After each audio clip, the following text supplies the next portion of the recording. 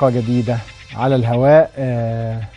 بدأنا بتقرير عن حقوق الحيوان، لأن الحقيقة الحقوق لا تتجزأ، واللي هينتهك كل الحقوق مش هيهتم حتى بحقوق البشر يعني.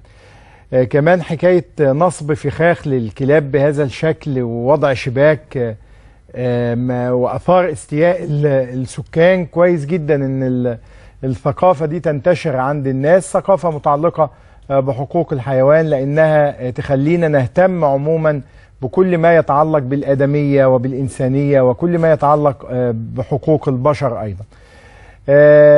مفيش شك ان احنا ما زلنا نعيش أجواء الهزيمة والانتكاسة الكبيرة، صفر المونديال الذي حصلنا عليه. بنعيش أجواء من الحزن والغضب والإحباط واليأس. الأهم من هذه الأجواء هو إن احنا عشان نطلع منها يبقى لازم يبقى فيه مساءلة ومحاسبة على الفور، ويبقى فيه إحساس عند الناس بالتجديد. يعني مش ممكن أبدا اللي قادوا الهزيمة يعني يكونوا هم كمان يكملوا المسيرة يعني ويكملوا المسؤولية. الناس تكون واضحة يعني لماذا هذا التشبث الشديد. يعني كنت أتوقع خاصة بعد حالة الغضب، غضب الرأي العام، ان اتحاد الكرة اول ما ينزل على طول الناس تبقى مجهزة هتعمل ايه، ويبقى عندهم الشجاعة انهم يعقدوا مؤتمرا صحفيا ويعلنوا فيه المسؤولية الكاملة عن الفشل، لان الفشل لا يكون فنيا فقط. الفشل من الواضح ان الناس شايفة مقدماته من زمان يعني، لكن كانت دايما الانتصارات المؤقتة بتخدرنا شوية يعني، او بتخلي الناس تقول يعني ربما في كاس العالم الوضع يتحسن. مدرب المكسيك كان في مظاهرات ضده قبل كاس العالم، وصل الغضب منه الى حد المظاهرات. شوفوا اداء المكسيك هو افضل اداء في امريكا اللاتينية حتى الان. المكسيك اللي هزمت ألمانيا وبعد كده اهو تمكنت من الصعود لدور ال16. يعني ليه هنا بقى الناس صححت أخطائها يعني، لكن معانا مفيش مساءلة ومفيش محاسبة، وبالتالي وصلنا إلى هذه الحالة اللي لا أداء ولا نتيجة ولا أخلاق ولا نظام إداري، وعبث وبالمخالفات بقى بالجملة يعني. خلطة مصالح كده مع بعضها البعض. كل ده كمان لازم يكون في محاسبة ومساءلة يعني. لكن كنت أتوقع أن دايما المسؤول عن الهزيمة المسؤول عن الفشل بكل وضوح كده يعني. سيبك من اللوائح تطوع يعني، كل ده يطوع. ويعني إذا المسؤول عن الفشل ما أعتقدش أن في لا لوائح ولا هناك ما يمكن أن يمنعه، على أنه بوضوح شديد كده يقول احنا مسؤولين عن هذا الفشل ونعلن استقالتنا والدعوة لانتخابات جديدة، أو يشوفوا ايه الحل المتفق والمتسق مع القانون ومع اللوائح. المهم ان الناس شايفة ان هؤلاء مسؤولون عن الهزيمة، وبالتالي مش ممكن أبدا هتكمل معاهم ما هو قادم.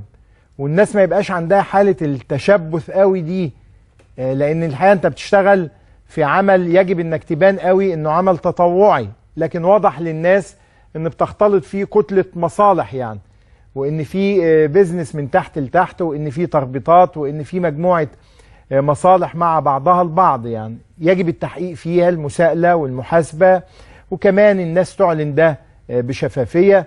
لأن البعض هيقول لك يعني كل ده ما الأرجنتين كان ممكن تطلع من كأس العالم منذ دقائق يعني. لا، هي القضية مش كده. القضية إن لا أداء ولا نتائج ولا نظام ولا صورة بعثة مشرفة، وقبلها طبعا في مقدمات احنا شايفينها، مقدمات سيئة. هل ممكن إن الفريق يعود بكل هذا الخزي والخجل والعار، انه مفيش حد حتى يستقبلهم ويبقى وسط؟ شوفوا عبد الله السعيد مخبي وشه حتى بالكاسكيتة يعني. شوفوا الناس وصل بيهم الحال انهم يبقوا يخرجوا من المطار متسللين بهذا الشكل دون أي احتفاء ودون أي اهتمام. طبعا في جزء من المسؤولية بيقع على عاتق الجميع.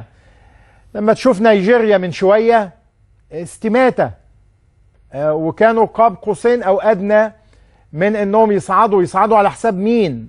على حساب الأرجنتين اللي هي داخلة من المرشحين للفوز بالبطولة. يعني كأس العالم تحديدا ده ما كانش فيه صغير وكبير. أنا قلت قبل كده أنت اللي بتخلي نفسك صغيرا وأنت اللي بتخلي نفسك كبيرا. احنا للأسف خلينا نفسنا بهذا الشكل.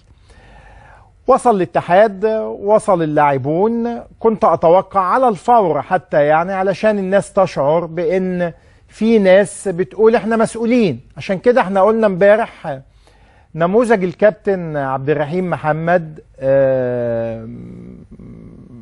تعبير عن حالة الحزن اللي أصابت الكثيرين. احنا ما شفناش مين جاله سكر ومين جاله ضغط ومين جاله قلب ومين ينهار. في ناس ما سمعناش عنها. كابتن عبد الرحيم محمد لأنه كان على الهواء وأزمة على الفور بسبب الخروج المهين بهذا الشكل. لأن أنت هنا بقى مش كاس عالم، يعني اللي هيتحججوا يقول لك ده كاس عالم، لا ده أنت كنت في ديربي عربي. يعني أنت كان في حتى في مباراة تستطيع بيها أنك أنت تقول والله احنا حفظنا ماء الوجه. المغرب راجعة راسها مرفوعة، أدت مع البرتغال أداء رائعا، وعشان كده ما حدش حاسبهم على النتيجة. ومع أسبانيا في الثانية الأخيرة وبعد اللجوء للفار تعادلت أسبانيا المرشح الأول لكاس العالم مع بلجيكا وألمانيا والبرازيل والأرجنتين، بتتعادل مع المغرب في الثانية الأخيرة. شوفوا ازاي الناس بتستميت.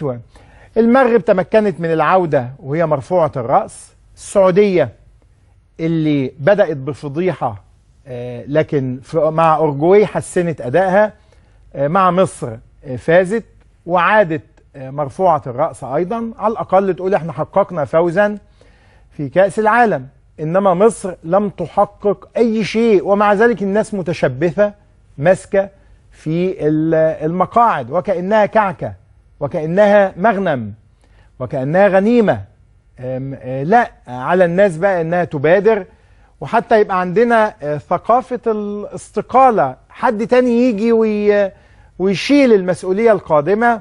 لأن مش هينفع لمن صنع الهزيمة، لمن تسبب في الهزيمة، إنه هيصنع انتصارات قادمة. يعني على الأقل بمنهج المحاسبة والمساءلة. ممكن بقى يبقى يجي بعد كده ما يجيش، ده قضية تانية حسب الانتخابات. لكن أنت أمام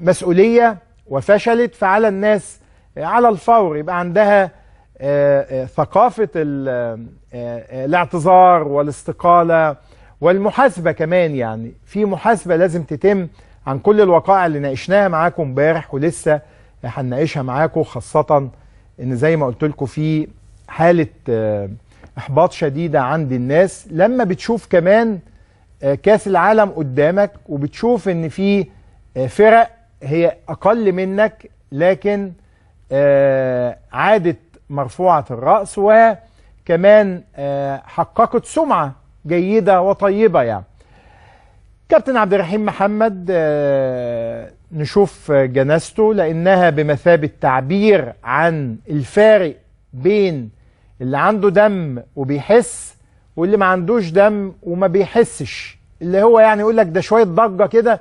خلي بالكم في بعض واحنا حتى بنعمل اتصالات كده، في بعض الناس في ذهنها ان ده ما يعني دي ضجة يومين ثلاثة وهتنتهي واحنا مكملين، يعني هنكمل. اعتقد ان